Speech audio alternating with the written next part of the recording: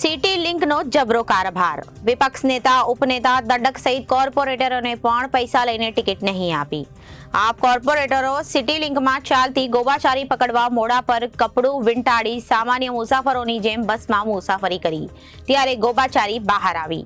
આપણે સૌ જાગૃત થઈને ટિકિટ લેવાનો જ આગ્રહ રાખીએ છીએ, જેથી આ કરોડોની નુકસાનીનું ભારણ આપણા વેરા પર ન આવે.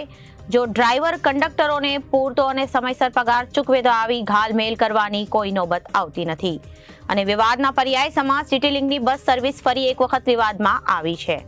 ભૂતકાળમાં અનેકવાર જોવા અને જાણવા મળ્યું છે કે સિટી લિંકનો સ્ટાફ મુસાફરો પાસેથી પૈસા લઈને ટિકિટ આપતો નથી. આવી જ રોજબરોજની ફરિયાદને લઈને આજ રોજ પાલિકા વિપક્ષ નેતા પાયલ સાકરિયા, ઉપનેતા મહેશભાઈ અણધણ, વિપક્ષ દંડક રચનાબેન હરિપરા અને ટ્રાન્સપોર્ટ કમિટીની સભ્ય શોભનાબેન કેવાડિયા સરપ્રાઇઝ વિઝિટ કરવા માટે એક બસમાં સામાન્ય મુસાફરોની જેમ મોઢા પર કપડું ઢાંકીને બેઠા હતા, જેથી તેઓની ઓળખ છતી ના થાય અને પૂણા ગામથી અવેજિયા સુધી મુસાફરી કરી, જેમાં H351 નંબરની ગાડીમાં ગેરરીતિ સામે આવી હતી, જેમાં કંડક્ટર ટિકિટ નહોતો આપતો અને પૈસા પડાવી લેતો હોવાનું ધ્યાનમાં આવ્યું હતું. આ અંગે પૂછપરછ કરતા મુસાફરોએ જણાવ્યું કે આ તો રોજનું છે. ટિકિટના 10 ને બદલે અડધા એટલે કે 5 રૂપિયા લઈને વગર ટિકિટે મુસાફરી કરવા દેવામાં આવતી નથી. એટલું જ નહીં, શાળાએ જતા નાના બાળકો પાસેથી પણ રોજના 10 રૂપિયા લઈને ટિકિટ આપવામાં આવતી ન હતી. આ બાબતે કારણ પૂછવા પર જવાબ મળતો હતો કે મશીન બગડેલું છે અથવા અન્ય કોઈ પ્રોબ્લેમ છે. ત્યારબાદ આપ અધિકારીઓ સુરત રેલવે સ્ટેશન પહોંચ્યા હતા અને ત્યાં પણ સ્ટેશનથી પાંડેસરા જતી બસ નંબર M15 માં મુસાફરી કરી, જેમાં ફરીથી એક ગેરરીતિ સામે આવી. વિપક્ષ નેતા પાયલ સાકરી અને ટ્રાન્સપોર્ટ કમિટી સભ્ય શોભનાબેન કેવાડિયાએ તાત્કાલિક વિજિલન્સ અધિકારીઓને સ્થળ પર બોલાવ્યા અને દંડ તેમજ કાર્યવાહી કરાવવા તજવીજ હાથ ધરી હતી.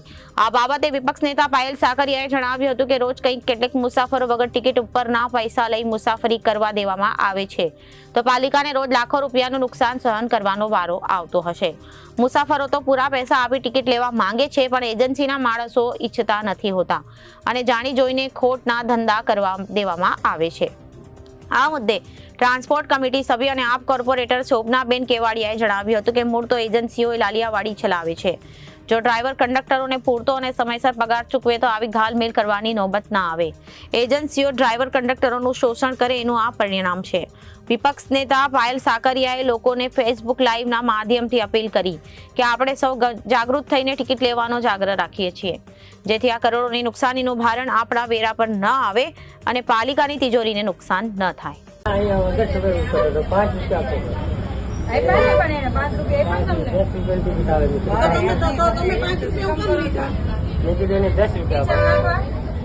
તમે શું કામ આવું કરો છો? ટિકિટ કેમ ન આપી એમને? તમે ટિકિટ કેમ ન આપી? મેં કીધું 3 વાર રિક્વેસ્ટ કરી 10 રૂપિયા આપો. ગુજરાતની અંદર કેટલા લોકો જોવે છે આ લાઈવ સ્ટ્રીમિંગ માટે કે લોકોને બધાને ખબર પડી કે ખરી હકીકત શું છે. આજે જેટલા લોકો જોવે છે બધાને હું કહું છું કે જ્યારે આપણે સિટી બસ બીઆરટીએસ બસ કોઈ પણ બસમાં ચડીએ આપણે 20 રૂપિયા ચૂકવવાના થતા હોય ને આપણી પાસે 10 રૂપિયા લઈ લઈએ કે મેં ટિકિટ નથી આપી. ખરેખર આપણને એવું લાગે આપણને ખૂબ સસ્તું પડ્યું, પણ આપણને સસ્તું નથી પડતું. કરોડો રૂપિયાનો કોન્ટ્રાક્ટ કોઈ કંપનીને આપવામાં આવે છે કે જે બસ ચલાવે છે. એના માણસો હોય છે, કંડક્ટર, ડ્રાઈવર, એના મેન્ટેનન્સના ખર્ચા બધું આપણે કોર્પોરેશન દ્વારા કોઈ કોન્ટ્રાક્ટરને આપવામાં આવે છે અને એ જે રૂપિયા આપવામાં આવે છે તમારા અને મારા તમામના વેરામાંથી આપવામાં આવે છે, જેથી ઓલ ઓવર છેલ્લે જોવા જઈએ તો આપણા બધાના ખીચાના જે આપણે વેરા સ્વરૂપે પૈસા આપ્યા છે એમાંથી જ આ બસો બધી ચાલે છે. એટલે જ્યારે આપણને એવું લાગે કે ભાઈ આપણી પાસેથી 10 રૂપિયા લીધા છે, 20 રૂપિયા થતા હતા તો આપણે ટિકિટની જરૂર નથી, એવું નહીં. આપણે બધા જ જો ટિકિટો માંગીશું તો આ જે પૈસા છે ટિકિટો માંગશું તો એ જે પૈસા છે સરકારમાં જશે.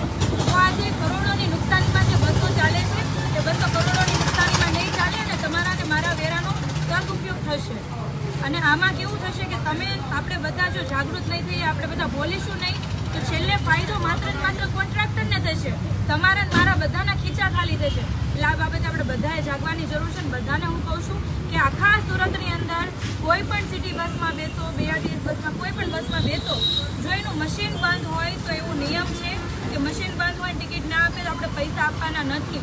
એટલે કોઈ પણ એવું કે કંડક્ટર મશીન બંધ છે તમે પૈસા આપી તો કોઈ પૈસા ના આપશો, કારણ કે બધા પૈસા કંડક્ટરના ખીચામાં જશે અથવા તો એના કોન્ટ્રાક્ટરના ખીચામાં જશે. એટલા માટે આપણે બધાએ જાગૃત થવાની જરૂર છે. આજે અમે જેટલી બસોમાં બેઠા અમને બધી જગ્યાઓ પર આવો અનુભવ થયો કે પૈસા લેતા નથી, ઘણા લોકો પૈસા રસ્તામાં પ્રદેશે જવા દો, પણ છેલ્લે આપણા બધાનું નુકસાન છે અને છેલ્લે બધાનો ભાર આપણા જ ઉપર આવે છે. મકાનના વેરા વધી છે, જે વેરા બિલ સ્વરૂપે આવે છે, પાણીનો, ડ્રેનેજનો, અલગ અલગ જે વેરા છે, આ વાહનનો જે વેરો છે, આ બધા વધીને આપણા ખીચા પર જ ભાર આવે છે. તો છેલ્લે આપણે બધાએ, મારે ખાલી એટલું જ કહેવાનું છે, બધાએ જાગૃત થવાની જરૂર છે. અને જ્યારે પણ બસમાં બેસીએ, ટિકિટ વગર બસમાં બેસોને ટિકિટ ફરજિયાત લેવાની. અને જ્યાં જ્યાં તમને એવું લાગે કે કંડક્ટરનો મિસબિહેવિયર છે, આમનો મિસબિહેવિયર છે, તેમનો ફોટો પાડી લેવો, વિડીયો ઉતારી લેવો. એવું લાગે કે અહીંયા ટિકિટ નથી આપતા, પૈસા લઈ લેજે, એનો વિડીયો ઉતારીને તમને બસ નંબર સાથે અમને મોકલજો.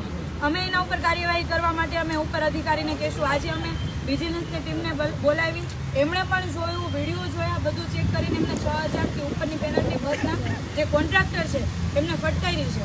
જો આવું આપણે બધા કરશું તો આખી સિસ્ટમ સુધરશે.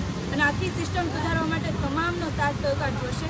બધાય સાથ સહકાર આપો એવી આશા સાથે ફરી વખત તમને બધાને વિનંતી કરું છું, રિક્વેસ્ટ કરું છું કે જ્યારે પણ આપણે બસનો ઉપયોગ કરીએ, આ બસ આપણા જ પૈસાની ચાલે છે, આપણા જ પૈસામાંથી કંડક્ટરને અને ડ્રાઈવરને બધાને પગાર ચૂકવાય છે. તો આપણે બધાએ બોલવાનું, ટિકિટ લઈને પછી જ બસમાં બેસવાનું.